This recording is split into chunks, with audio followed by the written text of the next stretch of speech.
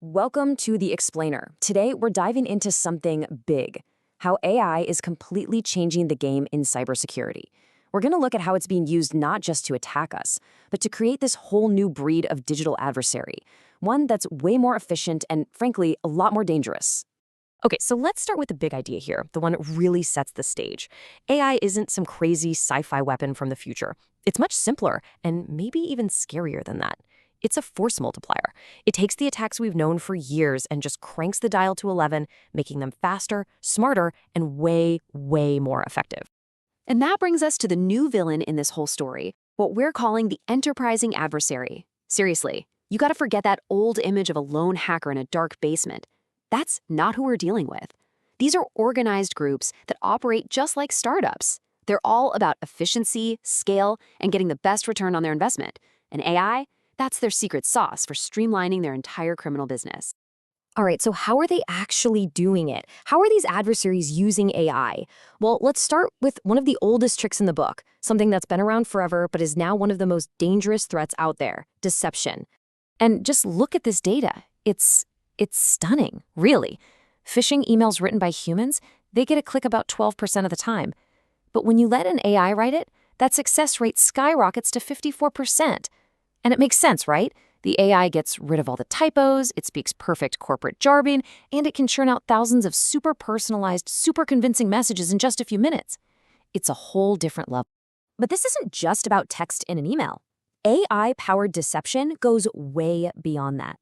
You see this number, $25.6 million. That's how much one company lost in a single incident just this year.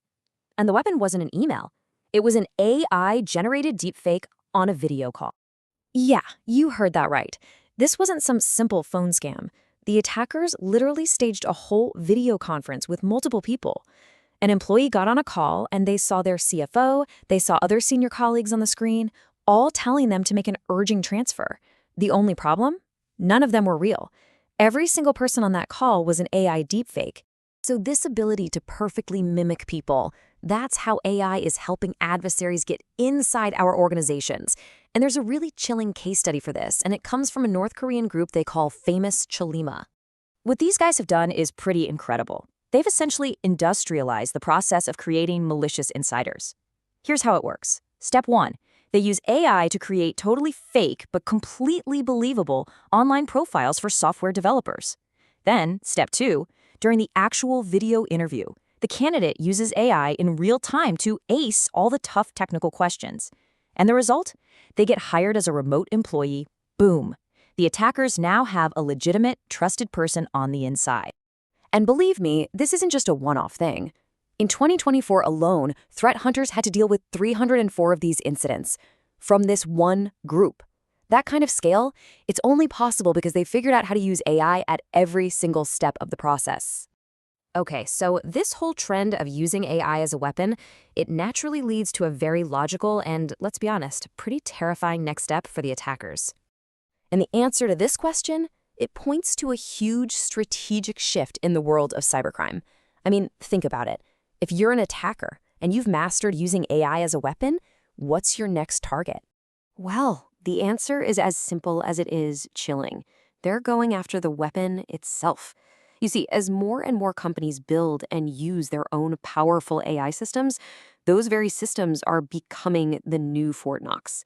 They're the new high-value targets. And this has created a whole new category of attack called LLMJacking. Here's a good way to think about it. Instead of robbing a bank's vault to get the money, you're robbing the bank's brain to get all of its secrets, its knowledge, and its capabilities. So, what's the point? What's the goal once they're in? Well, once an attacker hijacks a company's AI, they can steal its data, they can abuse its super expensive computing power, and, this is the really dangerous part, they can use that trusted internal system as a launchpad for even more attacks. So this new level of AI-powered sophistication, it has a really terrifying side effect. The sheer speed of the attacks has gone through the roof. We're not talking about incidents that unfold over hours or days anymore. We're talking about minutes, even seconds. So get this. In 2024, the average breakout time was 48 minutes. And what breakout time means is it's the time from when an attacker gets that first tiny foothold in a network to when they start moving around, going deeper into the system. Less than an hour. That's insane. But wait, the average doesn't even tell the whole story. The fastest time that was observed? Just 51 seconds. An attacker got in and was already moving through the network in under a minute. How is a human supposed to react to that? There's literally no time. And the way they're achieving this speed is by being incredibly stealthy. As you can see here, almost 80% of the attacks detected this year were malware-free. That means they're not dropping some obvious virus that's easy to spot. No, instead, they're using stolen credentials and legitimate IT tools, stuff that's already on the system, to just blend in. To traditional antivirus software, they're basically invisible. So, what does this all mean for how we defend ourselves? Well, it means the old model of just building a big digital wall around your company, perimeter security, it's just not going to cut it anymore. To fight an adversary that's powered by AI, you need a defense that's also AI native, and one that's totally focused on identity.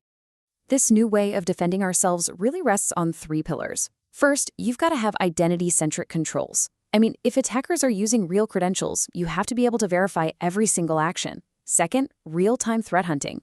You can't just sit around and wait for an alarm to go off when a breach is over in seconds. And finally, you have to start treating your own AI systems like critical infrastructure. You have to protect them like they're the crown jewels of your company.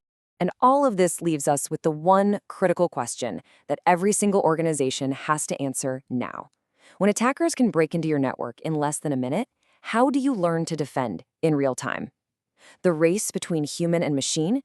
Well, it's officially on.